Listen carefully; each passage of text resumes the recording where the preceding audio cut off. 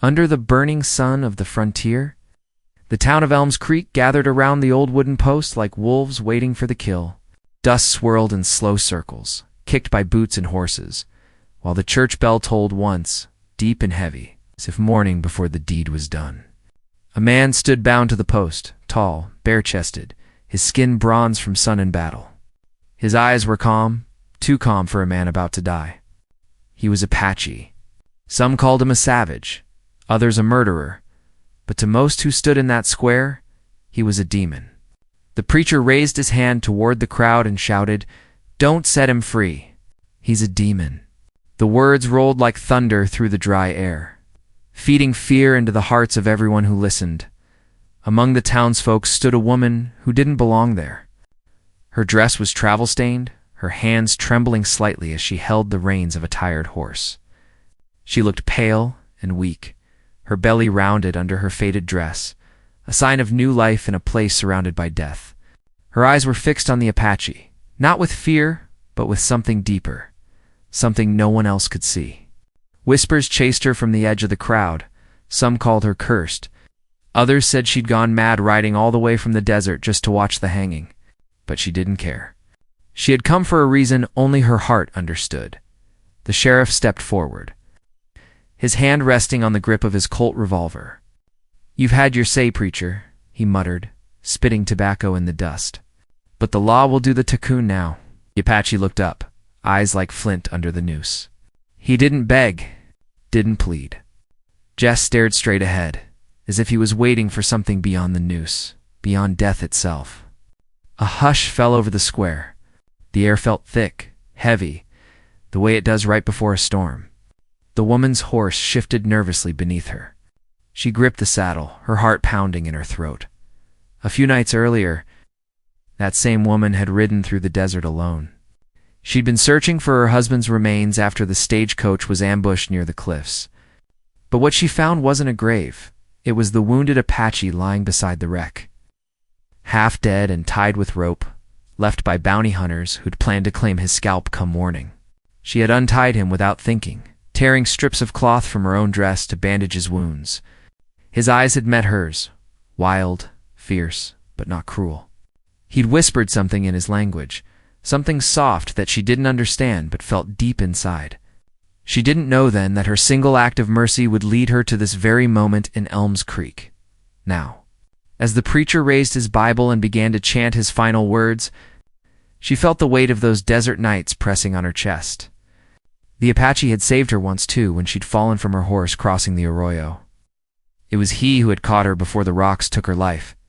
And when she woke in the morning, he was gone, leaving behind a carved wooden token shaped like a hawk. She'd carried it ever since. When she reached Elms Creek and learned they had captured an Apache warrior accused of burning a ranch, her heart had stopped. She'd known it was him. The man she had once freed, the man who had spared her life. The sheriff stepped closer to the platform. "Any last words, savage?" he barked. The Apache's lips parted, but no words came out. His gaze found the woman in the crowd. For the first time, a flicker of recognition crossed his face. She could see it, he remembered her. The crowd murmured, restless and afraid. A vulture circled above, its shadow crawling over the ground like an omen. The sheriff gave a signal. A man reached for the lever to release the trap. Beneath the Apache's feet, that was when she moved. Her horse leapt forward before anyone could stop her. The people screamed as she broke through the circle, her dress fluttering like torn wings. Dust rose behind her like smoke. "Stop her!"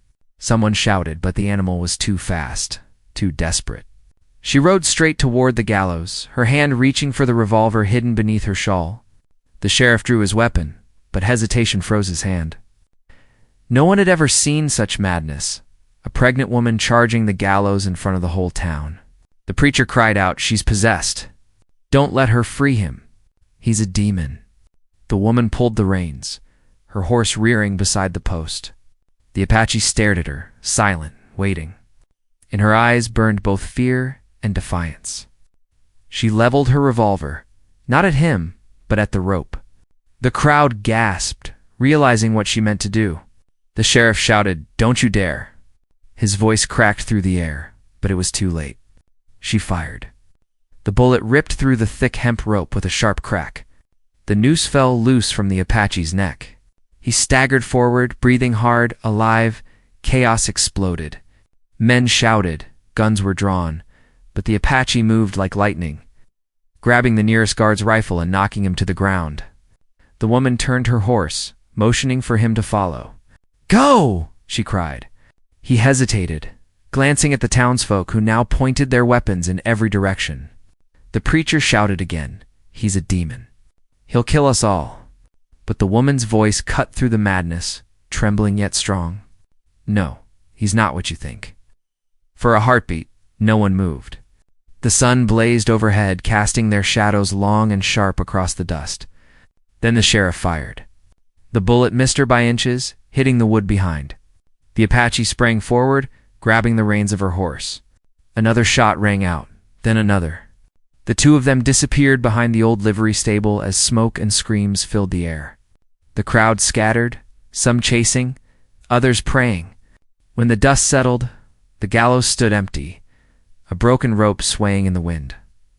By sundown, the story had spread across every corner of the territory. They said the woman was bewitched, that she'd been fooled by the demon's charm. Others whispered that she'd gone mad after losing her husband and was seeking death herself. But one old ranch hand swore he'd seen them riding together toward the canyon, the woman on her horse, the Apache beside her, both free under the crimson sky. That night, the preacher stood in the quiet church, staring at the broken cross that had fallen from the gallows. "No human heart," he muttered, "can side with evil and survive." But out beyond town, where the stars burned cold and bright, the woman sat beside a campfire, her hands resting on her stomach. The Apache tended the flames, silent as ever. Between them lay peace, fragile, fleeting, but real. She looked at him and smiled faintly. "They'll never understand," she said. He lifted his eyes, and though he didn't answer, she knew he agreed. Somewhere in the distance, thunder rolled again, not the sound of a storm, but of a new beginning, rumbling across the desert. She leaned back against the rock, watching the fire dance in his eyes, feeling the warmth return to her heart. For the first time since her husband's death, she didn't feel alone. She didn't know what tomorrow would bring, but she knew one thing. She had seen the truth, and for that, she had pulled the trigger. The wind carried the sound of horses far away, maybe riders searching for them, maybe ghosts of the past, but she didn't care. The night was calm, the stars endless, and in that silence between heartbeats, something healed inside her. The world called him a demon, but to her, he was the proof that even in the harshest land, mercy could still bloom like a wild desert rose, fragile, beautiful, and free. The night after their escape, the fire burned low between them. The woman sat wrapped in a blanket, her hands trembling from the cold and the fear that hadn't yet left her bones. The Apache sat across from her, his face lit in flickers of orange and gold. He hadn't spoken a word since they fled Elms Creek. His silence pressed against her like a weight, but she understood that words were useless in a world where trust had already been broken. Too many times, she looked down at the small wooden hawk he had once left for her. It rested in her palm like a heartbeat from another life. "They'll come after us," she whispered, her voice shaking. "They'll say, I helped to kill her." The Apache's eyes lifted slowly, the firelight glinting off the edge of his cheekbone. "You saved me," he said, his voice rough and quiet. She almost didn't recognize it, deeper than she remembered, softer somehow. "That's why they'll never forgive you." She swallowed hard, her throat dry from the desert air. "Did you do what they said? Did you burn that ranch?" The question hung heavy in the air. The Apache didn't answer right away. His jaw tightened, his hands clenched on his knees. "I burned nothing," he said finally, "but I watched them burn what was mine." His words struck her like a lash. She turned her eyes to the fire, watching the sparks drift up toward the dark sky. Somewhere out there, her past life, her husband, her home, had turned to ashes too. The two of them sat like ghosts of their own worlds, tied together by tragedy neither of them had chosen. He finally spoke again, slow and deliberate. "They came at dawn. Soldiers. They said my people took their cattle. They burned our camp to the ground. Women, children, all gone. He pointed toward the horizon, where the stars stretched forever. I was gone hunting. When I returned, there was only smoke. So I took their flag and threw it into the fire. That's all. But they wanted someone to blame. Her heart ached with something she couldn't name. Anger, grief, maybe both. And they called you a demon, she whispered. Because they couldn't see the truth? He looked at her belly then, his eyes softening. You carry life, he said. The world will hate what it doesn't understand. His words lingered in the wind, quiet but powerful. They stayed there through the night, the sounds of coyotes echoing far away. She didn't sleep. Every time she closed her eyes, she saw the town, the gallows. The preacher's hand raised high, the crowd shouting for blood, and then her own hand lifting the gun. The moment she fired, she felt something inside her break and heal at the same time. When the first light touched the horizon, the Apache stood. We move, he said simply. She gathered her things, climbed onto her horse, and followed him. The desert stretched wide and endless before them, the sand glowing pink under the new sun. For days they rode in silence, stopping only when her strength gave out. He always rode a few steps ahead, scouting for danger, his movements careful and sharp. Sometimes she caught him watching her as if he was waiting for her to change her mind, to turn back to the world that had cast him out. But she never did. On the fourth evening, they reached an old canyon marked by tall red cliffs. A stream wound through it like a ribbon of glass. He stopped there, touching the earth with his palm, murmuring something in his language. She watched him, curious. Is this your home? She asked. He nodded once. What's left of it? He made camp beneath the rocks. While he hunted, she gathered twigs and built a fire. When he returned, he brought back a small rabbit and roasted it over the flames. They ate in silence, and afterward, he handed her a carved bowl filled with water from the stream. You shouldn't have come, he said quietly. They will hunt you. She met his eyes, steady this time. They already were, she said. Since the day my husband died, I've been a ghost in that town. I just didn't know it yet. The Apache studied her face for a long time. You have courage, he said. But courage will not stop bullets. Neither will silence, she replied. A faint smile ghosted across his face, the first she'd seen. Maybe you're right, he said softly. That night, she told him about the stagecoach. How her husband had taken her east to start over. How the ambush had left her half dead in the sand. How the only thing that had kept her alive was the faint cry of a hawk circling above. Guiding her to the river where she found him tied and bleeding, he listened without interrupting, his eyes fixed on the fire. When she finished, he said, Maybe the spirits chose you. Maybe they sent you to me. She shook her head. I'm no spirit. Just a woman trying to survive. The days that followed blurred into one long stretch of dust and quiet understanding. Each morning they traveled deeper into the canyon, away from roads, away from search parties. At night they shared stories, his of tribes scattered and forgotten, hers of dreams that had turned to dust. Somewhere between the silence and the shared pain, a strange peace began to form between them, but peace never lasted long in the frontier. One afternoon, as they climbed through the canyon pass, the Apache suddenly raised his hand. She stopped her horse instantly. He crouched low, his ear close to the ground. After a moment, he whispered, Riders, many. Her heart tightened. From Elms Creek? He didn't answer, just motioned for her to follow. They led the horses off the main path, hiding among the rocks. Moments later, a column of dust appeared in the distance. A posse of men with rifles and ropes, led by the sheriff himself. She could see the preacher, too, his white collar bright even from afar. They're hunting us, she whispered. They're hunting me, he corrected. You can still go back. She looked at him with tears forming in her eyes. And tell them what? That they were right? That mercy was a sin? He didn't reply. The posse passed below, their voices echoing through the canyon walls. When the sound faded, he turned to her. "They won't stop," he said. "They'll keep coming until one of us is gone." The weight of his words settled like sand in her chest. For a moment, neither spoke. The only sound was the wind sighing through the rocks. That night, as they rested near a narrow stream, she asked, "What will you do if they find us?" He looked up at the stars, his face unreadable. "I will not be taken again. And if they kill you?" He turned to her then, eyes steady. "Then you must live. You must tell them what you saw. Tell them I was not the monster they made me." She shook her head. "I can't let them take you." He studied her face, then nodded slowly, as if he finally understood. "Then the desert will decide," he said. The wind picked up, scattering ashes from the dying fire. She held her shawl close, staring into the darkness. Somewhere out there, horses were moving, faint but real. The hunt had begun again. She reached for his hand without thinking, and for the first time, he didn't pull away. His fingers were rough, scarred, yet warm. They sat like that under the vast desert sky, a fugitive and a woman who had nothing left to lose.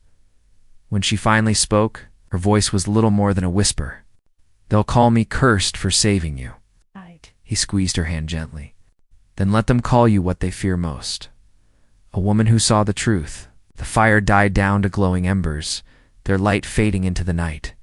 But even as the darkness closed around them, something inside her stayed bright, a spark that refused to be buried, and far away.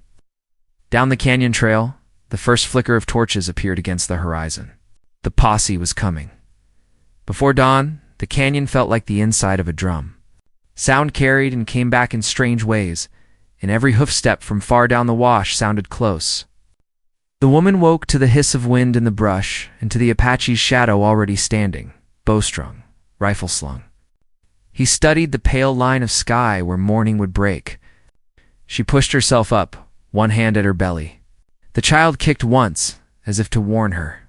She whispered a word of thanks and fear together, then began to pack their few things. The air smelled like sage and creek water and the wood smoke they dared not make again. They moved before the first light, leading the horses through a slot where the rock walls narrowed to shoulder width and opened onto a shelf. From there she could see the flats and a dark thread of riders far off, a posse spread wide like the teeth of a comb. The sheriff rode in front, slow and careful. The preacher rode beside him with his collar bright against his coat. A younger rider hung back, a slight figure who looked side to side more than ahead. The Apache followed her glance. "The boy watches the sides," he said. "He fears ambush more than he wants the chase." She nodded, thinking of all the boys taken from farms and handed. Rifles that felt heavier than their hearts. They cut north into broken gullies and found a hidden spring. There the Apache cupped his hand and let a thin stream pour over the wooden hawk he had carved long ago. He handed it to her, eyes lowered as if passing a burden. She asked what it meant. He drew lines in the dirt with a twig. "Hawk is the breath between worlds," he said. "Sees far, carries messages. My father gave me one when I became a hunter. I made this for my sister when our mother died. I lost it during the fighting." He paused, then touched the carving in her palm. "The day you freed me at the river, I left it so the hawk would watch you. I did not know it would lead you to the gallows." His mouth tightened at that word. She curled her fingers around the token. "It led me to the truth," she said. "That's what matters." By mid-morning, they reached a place the Apache called Thunder Steps, a staircase of stone shelves that rose toward a high saddle.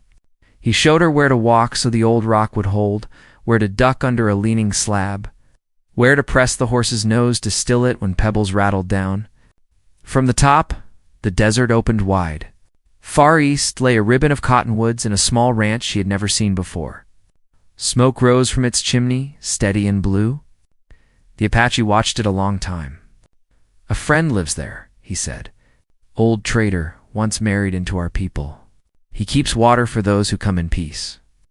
He lifted his chin toward a line of tracks that curved through the brush near the ranch. "But others have gone there too."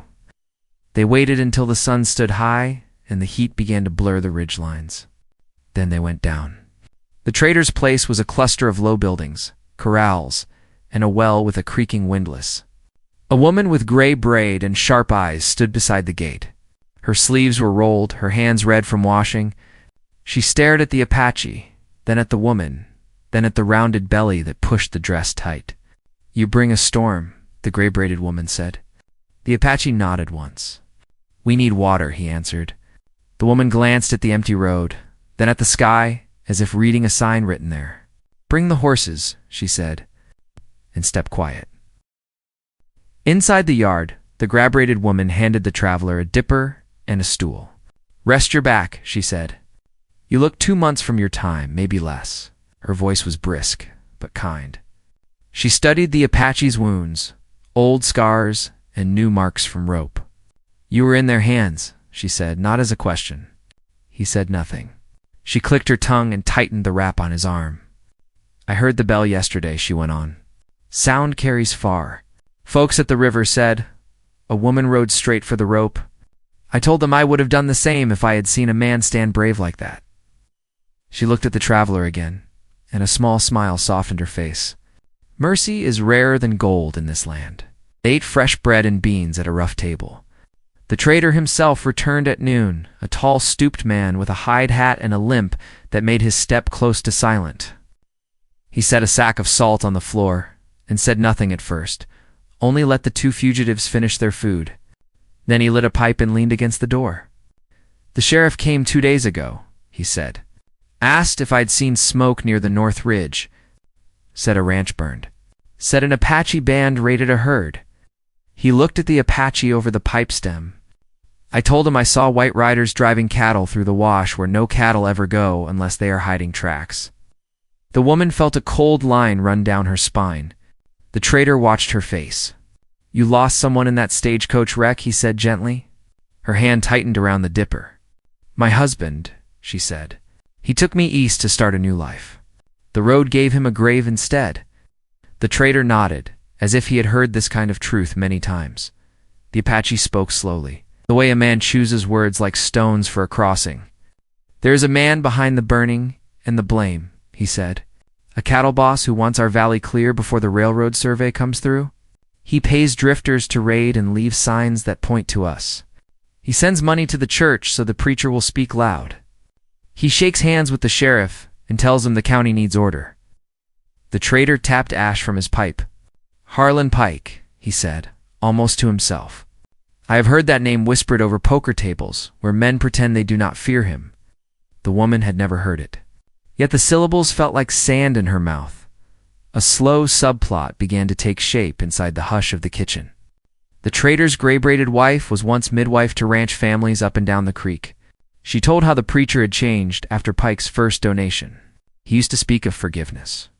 Now he thundered about war, about cleansing the valley, about demons in human skin.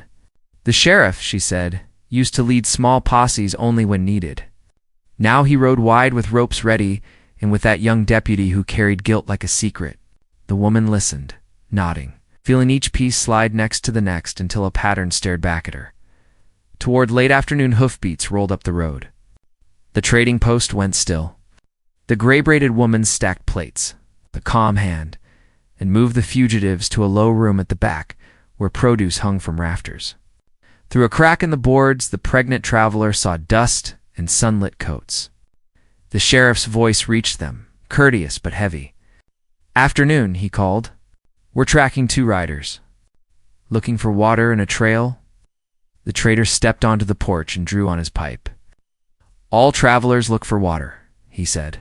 The preacher's voice came next, sharp and bright. "You will answer, honest friend? A woman misled by sin rides with a devil." Their tracks were seen at Thunder Steps. The trader blew a thin stream of smoke. "I don't see devils," he said. "Only thirsty men," the preacher scoffed. The young deputy cleared his throat, then spoke for the first time. "Let me check the corrals," he said. His tone was careful, almost shy. The Apache tensed beside her. He motioned toward the back door and the dry creek beyond. She shook her head and put a hand to her belly. A sharp pain had come and gone an hour before, and had come again, closer this time. The gray-braided woman pressed fingers to the traveler's wrist, then to the belly, counting under her breath. Her eyes narrowed. "Not yet," she whispered, "but not far." The words lit fear like a fuse. The Apache swallowed hard, then looked at the small room, the one window, the one door. He reached for the bow. Outside, the sheriff asked a few quiet questions about the North Ridge, about a cattle trail, about wagon ruts that looked fresh. The trader answered without shaking. The deputy opened a gate and led his horse to the trough. He peered over the fence, eyes moving over hoofprints in the yard, then up to the porch. For a long moment, he and the trader looked at each other. The deputy gave the smallest nod, like a pebble dropped into a deep well. He turned back to the sheriff. "No sign here," he said, voice steady now. Tracks cut toward the flats. The posse moved on, dust slipping along the fence rails like smoke. The trader stood still until the sound fell away to a hum. Then he went back inside and let out a breath he had been holding for many years. "The boy has a good heart," he said. "He has a sister at the river school. He listens when I tell her stories. He will do right if given a path." The gray-braided woman was already boiling water. She handed the traveler a bundle of cloth for swaddling and a jar of peppermint for the sourness that comes late in the day. "You can stay until dark," she said, "but no longer. The preacher will circle back. His kind does not let go." The fugitives rested in the shade of the storeroom and planned their next steps. The Apache drew a map in dust on the floor. His plan was bold. They would ride after sunset along the dry riverbed, then turn under a rock shelf known only to hunters. That hidden path led to a long-abandoned mission near the border of two counties. The ruins sheltered a spring and a burial ground. There, he said, an elder woman from his people still kept watch a few months each year, singing old songs so the names of the dead were not lost. "She will know what to do," he said. The woman touched her belly. "And if the child comes?"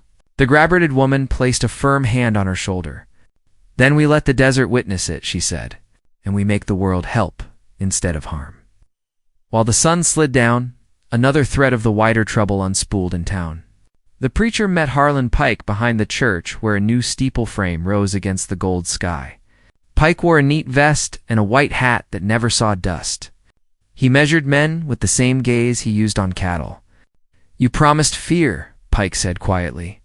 "Fear keeps the valley cheap until the survey is signed. Fear drives families to sell their land for pennies." The preacher folded his hands and nodded. "Fear works," he answered, "but we must give it a righteous face." Pike smiled without warmth. "Tomorrow you will speak of the woman again. Call her a sign of rot. Tell them the sheriff grows soft. If the boy deputy hesitates, replace him with a man who doesn't blink." The preacher hesitated. "The boy has a mother in our pews." Pike lifted one brow. "Then let her pray for a stronger son." Behind them, the bell rope hung like a thin snake against the wall. The sheriff, meanwhile, sat alone in his office, with the door closed and the rope coil on the wall, looking like a question he could not answer. He poured coffee and stared at the steam as if it held a trail. On his desk lay a burned brand he had taken from the ranch ruins, a piece of iron shaped like a circle broken at one point. He had seen that mark once on a stray in Pike's herd, a brand used only during a rush job when nobody checked the iron twice. He rubbed his temples and heard the preacher's voice in his head calling men to action, heard Pike's easy laugh at the saloon when the pot slid his way, heard the quiet thanks from ranch wives when he found lost calves, heard the echo of his own oath when he put on the badge. He stood, went to the door, then sat again. The weight of the badge pressed like a stone on his chest. Night came quick at the trading post. The gray-braided woman saddled the mare and tied a charm of seed beads to the bridle. "For steady steps," she said. The trader packed jerky, bread, and a small tin of salve. He pressed a folded note into the Apache's hand. "If the elder is not at the mission, take this to White Mesa," he said. "The man there will honor my word." The Apache gripped the trader's shoulder. "You kept your door open when others nailed theirs shut," he said. The trader made a face like he didn't need thanks, and looked away so they wouldn't see his eyes. They left under a sky full of dry stars. The horses' breaths were loud in the cool air. The woman rode with her shoulders back and one hand pressed low, counting the spaces between panes. The Apache led into the cut of the dry river, reading the soft dust the way a schoolmaster reads script. Twice he stopped and listened to wind. Once he guided them through brush so thick it left scratches white on their coats. Coyotes called on a ridge and were answered far away. She felt small and brave at the same time. Near midnight, they reached the place of the rock shelf. He dismounted, touched the stone, and found the seam that looked like nothing more than a shadow. He pushed, and a narrow opening gave way into a tunnel cool as a cellar. They led the horses through with heads low. The tunnel bent twice, and then opened into a basin shaped like a bowl, ringed with stones and the broken bones of an old wall. At the center, a spring bubbled under a ledge. The woman drank and let water run over her wrists. For a moment she forgot the chase, and heard only the soft music of the spring. Then a new sound came, a sound that did not belong to water or wind. A faint clink of iron on rock. The Apache raised his head. The woman stiffened and laid a hand on her belly as another pain gripped and eased. He moved to the rim of the bowl and looked out toward the desert. A lantern glow flickered across a far ridge, then another answered it. He listened and counted under his breath. 3 riders, he said. No more yet. His jaw worked. They found the shelf by chance or by betrayal. She thought of the young deputy, of the nod he had given at the trough, of the way his eyes had slid toward the preacher when he lied for them. She wanted to believe he had not turned. But the glow on the ridge grew, and the night carried the metallic murmur of bits and buckles. The Apache stepped back to her side. If they are scouts, the rest will follow, he said. We can run now and draw them away, or we can hide and hope they pass. Another pain tightened her body, closer than before. She gripped the saddle and blew slow air from her lungs. Running won't be easy, she said through her teeth. He looked at her, and then at the spring, and then at the opening that led deeper into the old mission ruins. Then we hide, he said, but his eyes said the word fight, as they led the horses under the ledge. The basin filled with a new glow. Voices drifted down from the rim, low and cautious. One belonged to the sheriff. Another to the young deputy, voice hushed but urgent. The third voice carried a smooth edge that raised the hair on her arms. She had never heard it before, yet she knew it must belong to Pike. She felt the hawk carving hot in her palm. The Apache raised a finger to his lips. The spring gurgled like a secret trying to speak. The child moved again, strong and certain, as if answering a call only it could hear. Above them, a boot scuffed rock. Sparks fell like tiny stars. The sheriff's voice said, Careful. This ground is hollow, Pike's voice answered, calm and easy. Hollow places make fine graves. The Apache set an arrow on the string and breathed once. The woman steadied herself and whispered a prayer that had no words, only need. The night held still, the basin held its breath, and the story leaned forward to see which way the next step would fall. The light from the sheriff's lantern swept across the rocks like a slow-moving blade. Each flicker stretched the shadows and made them tremble against the walls of the basin. The Apache crouched near the ledge, his hand gripping the bowstring so tight his knuckles whitened. The woman knelt behind him, one hand pressed to her belly. The air was thick with fear and sweat. Somewhere above them, the sheriff's boots scraped stone again, closer this time. She could hear Pike's voice, calm, smooth, confident. No point in hiding. You can't outrun the whole valley. Come out now and maybe I'll let the law deal with you proper. The word maybe rolled like poison in his tone. The Apache didn't move. His eyes were locked on the rim, searching for the first outline of a man. The woman's heartbeat thundered in her ears. A sharp pain tore through her, and she bit her lip to keep from crying out. The Apache turned quickly, his expression hardening. He motioned for her to stay quiet. She nodded, breathing slow through her nose, fighting the pain that pulsed deep inside. Then the sheriff spoke, and his voice sounded different, heavy, tired. Pike. We ain't hanging a woman. She's carrying a child. Pike laughed softly. You think that matters? That demon's got her bewitched. Once she drops the brat, we'll hang her too. The preacher will bless the rope himself. The Apache's jaw clenched. His breath came short, silent but sharp. The bowstring drew back, arrow ready. The woman touched his arm and shook her head. Her eyes begged him not to fire, not yet. He hesitated, not from fear, but from something else. Something that had been growing between them since the night she freed him. A rock shifted above. Dust trickled down onto his shoulder. The deputy's voice came next, low and unsure. "Sheriff, tracks go down that ridge. Could be theirs." Pike snapped, "Then follow him. You want your pay or not?" The boy didn't answer. Instead, his shadow paused, and for a heartbeat it looked like he was staring straight down into the basin. Then he turned away. The Apache's eyes followed him. "That one," he whispered, "he knows." The woman swallowed hard. "Then maybe he'll keep them off our trail." But even as she said it, she knew hope was thin as paper in this land. A wind rose from the south, carrying the smell of sage and the faraway echo of thunder. The lanterns on the ridge flickered. Pike cursed and told his men to spread out. "They won't last the night," he said. "The storm will flush them out if the child don't come first." The Apache waited until the voices faded, then helped her deeper into the ruins. They moved through the old mission's crumbling halls, past stone arches carved with crosses now chipped and half swallowed by sand. Bats fluttered overhead, and the steady drip of water echoed like a heartbeat. When they reached a small chamber, he laid down blankets and knelt beside her. "You must rest," he said quietly. She shook her head. "They'll find us." He glanced toward the passageway. "Then we fight when they do."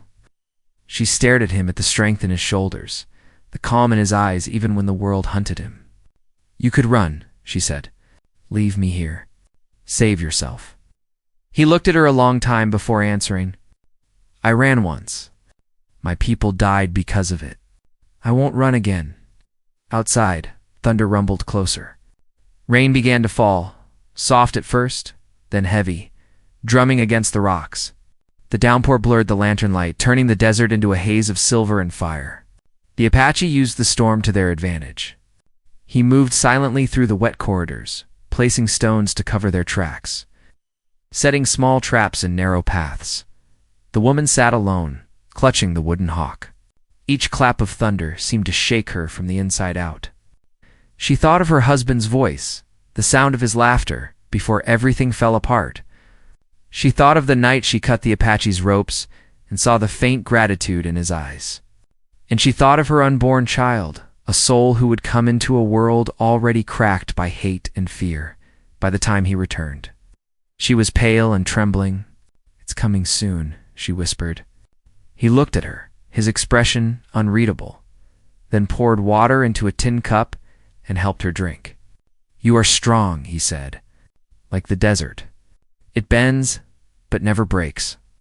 They didn't know that above them Pike's men had found the hidden tunnel. The deputy tried to stop them, but Pike pushed past. "You want to save that witch, boy? You can join her in hell when I'm done." The sheriff followed, face drawn tight with doubt. "Pike, I told you, we'll take them alive." "Alive or dead makes no difference," Pike said. "The story's the same either way." Inside the ruins, lightning lit the halls in bursts of white. The Apache heard the echo of voices and the metallic rattle of guns. He rose, bow ready, every movement silent. He turned to her once more. "Stay here. No matter what you hear," she caught his hand, gripping it hard. "Promise me you won't kill unless you must." He hesitated. "If I don't, they'll kill you." "Then promise me you'll come back." He nodded, though his eyes said he didn't believe promises held much power anymore. Then he slipped away into the dark. The rain poured harder, filling the air with a roar that masked footsteps and breath. The Apache moved like a shadow through the corridors. He saw their lanterns glowing through cracks in the stone. Pike's men spread out, their voices low but nervous. The storm made them jumpy. He used that. One by one, he broke their lamps, let the darkness swallow them. The rain hissed through the broken roof, and every flash of lightning threw the walls into sharp relief. The woman could hear the sounds, the muffled shouts, the clang of metal, the hiss of rain on stone. Pain racked her body in waves now. She bit down on the edge of a blanket, trying not to scream. When she finally couldn't hold back, her cry echoed down the corridor, cutting through the storm. Pike heard it. His head snapped toward the sound. "She's in there!" he shouted. He pushed past the sheriff, his boots splashing through puddles. The deputy followed, torn between orders and his conscience. The Apache turned at the sound of her voice. His eyes narrowed. He ran. Lightning split the sky again, showing Pike entering the chamber, gun raised. The woman looked up, weak but defiant, clutching the wooden hawk against her chest. Pike smiled a cruel, slow smile. "So this is the witch," he said. "And this is her spawn." The sheriff's voice echoed from behind him. Pike put the gun down. "Stay out of this, Sheriff," Pike snarled. "You think this is about justice? This is about land, power, and order, the kind you can't have while her kind lives." Before the sheriff could answer, the Apache appeared at the doorway, soaked, bow drawn tight. The moment froze, the preacher's lies, the sheriff's guilt, the woman's pain. The thunder, all hanging in that single breath. Pike turned, sneering. "You think that sticks faster than a gun?" The Apache said nothing. His eyes flicked to the woman, then to the storm behind Pike. Where lightning glowed bright enough to show everything, the blood on Pike's hands, the badge hanging from the sheriff's chest, the tears shining on the woman's face. The deputy stepped forward, voice shaking. "Sheriff, he's telling the truth. Pike started the raids. I saw him brand the stolen cattle. Pike spun and struck him across the jaw with the gun. You don't know what you saw." The Apache's bowstring tightened, every muscle coiled. The sheriff lifted his revolver, but aimed it low, uncertain which side of the law he stood on anymore. The woman's cry broke through the noise again, half pain, half terror. Pike turned back toward her, his finger twitching on the trigger. "You should have stayed in town, lady. Mercy's a disease out here." The Apache loosed the arrow. The gun fired at the same moment. Thunder swallowed both sounds. Smoke filled the room. The sheriff staggered back, eyes wide. The woman reached out, gasping as another pain seized her. The Apache fell to one knee, clutching his side. Pike stumbled, the gun dropping from his hand, blood blooming across his vest. Rain poured through the roof now, washing over the stone floor, over the fallen gun, over the wooden hawk that had slipped from her fingers. The child's first cry came faint but real, cutting through the storm like dawn breaking through night, but no one moved yet. The Apache looked up, his breath ragged, eyes locked on her. The sheriff stepped closer, gun still trembling in his hand. Pike reached for his weapon again, hatred burning even as his life drained away. The lightning flashed once more, brighter than before, outlining all of them in white.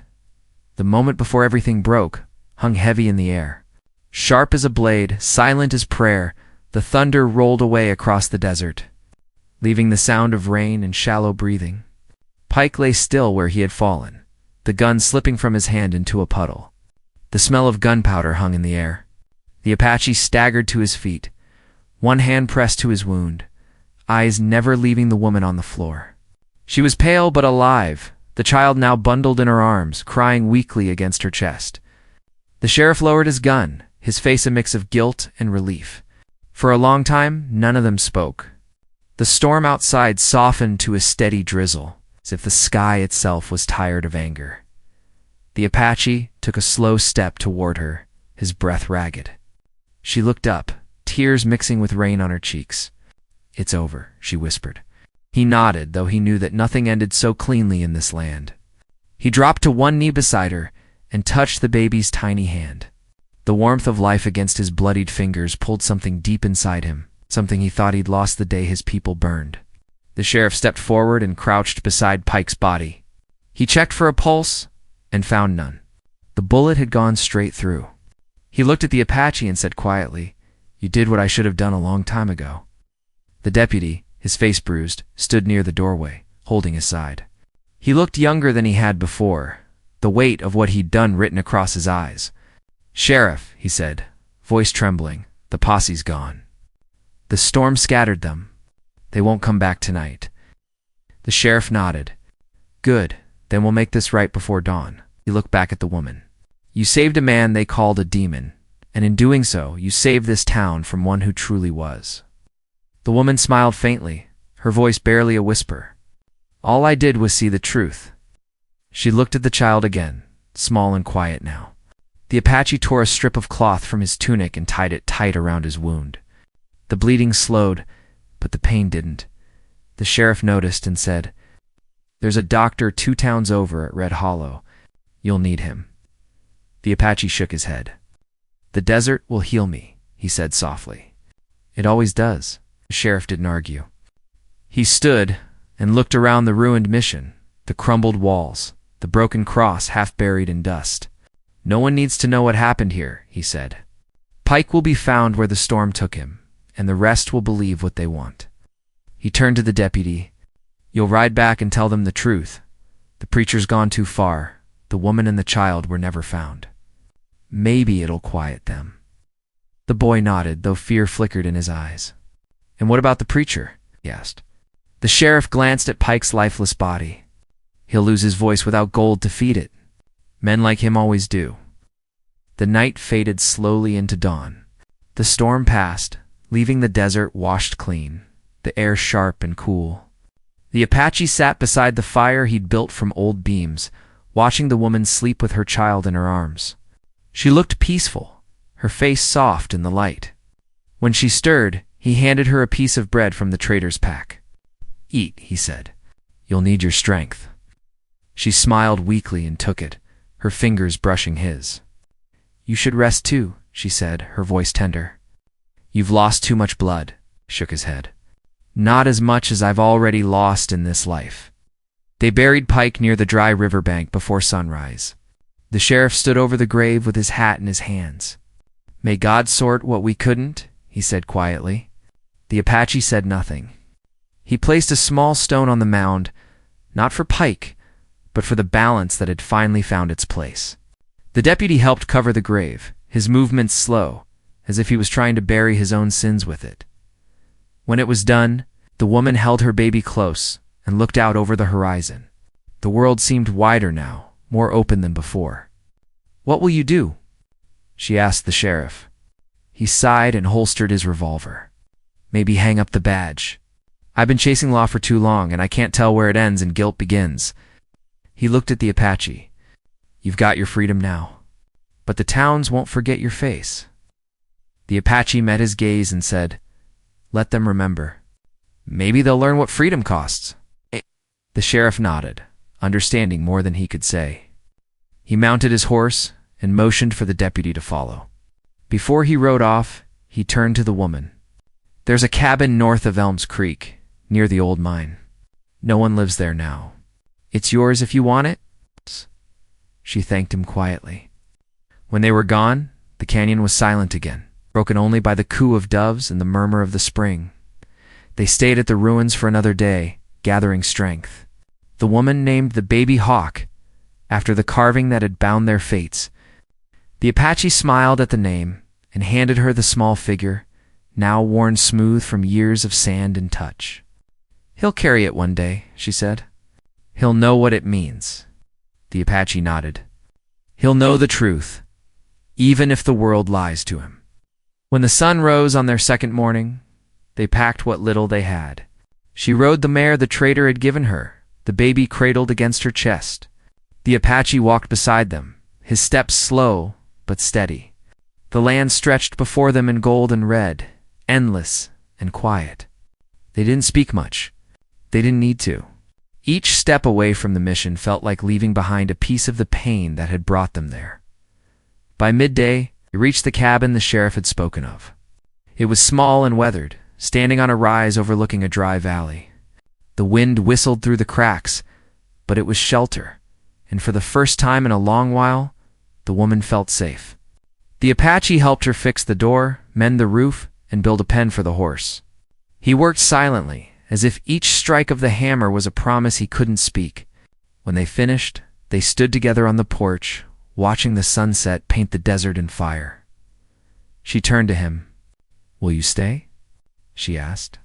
His eyes softened, though he didn't answer right away. "My path is never still," he said. "But there are things I must see before they fade. My people are scattered. If I don't find what's left, their stories will die too." Yes. She looked down, understanding but still wishing.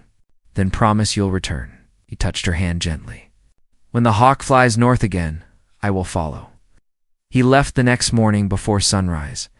The woman watched him from the porch, his figure growing smaller until he disappeared into the light. She held the baby close, whispering a prayer for his safety. The days that followed were quiet and full of small labors. She planted herbs near the well, repaired the fence, learned the rhythms of the desert. Each evening, she sat by the fire and told her child stories of bravery, mercy, and truth. Sometimes she would stop and look toward the north, wondering where he was, if he was still walking under the same stars. Months passed. The baby grew strong, his eyes bright like his father's, though his spirit carried something of the Apache's stillness. Word reached the cabin that Elms Creek had changed. The preacher had lost his hold on the town after the sheriff's quiet confession. Folks began to speak of the day when a woman defied a hanging and shot through the rope that bound a man. Some said it was madness. Others called it a miracle. The truth, as always, lived somewhere in between. One cool evening, as the sun sank low, she heard a familiar cry from above, the shriek of a hawk circling high over the valley. She stepped outside, shading her eyes, and smiled. The wind carried a sound from the ridge, a horse's slow, steady steps. Her heart lifted. When the rider came into view, her eyes filled with tears. The Apache dismounted, his hair longer, his face marked by dust and time, but his eyes the same. He stood before her in silence until she spoke. "You kept your promise." He nodded. "The hawk led me home." He stayed with her through the next winter, helping her raise the child, teaching him to track, to listen to the earth. Together they rebuilt what was left of their lives. The scars of their past never fully faded, but they became part of their strength. Reminders of what mercy can cost and what love can mend. The town that once called him a demon never saw him again. Though some said they caught sight of a lone rider near the edge of the canyon whenever the hawk flew low. Years later, when the boy was old enough to understand, she told him everything. How kindness can save more than one life, how courage can grow even in fear, and how sometimes doing what's right means standing alone against the world. The boy listened, quiet and wide-eyed, holding the wooden hawk in his hands. "And the man?" he asked. "Did he ever stop running?" She smiled softly and looked toward the horizon where the sun touched the red earth. "No," she said. "He just learned what it means to be free." The wind rose again, carrying the faint call of a hawk over the desert, and in that sound lived every memory of fire, rain, mercy, and the truth that had bound them all together.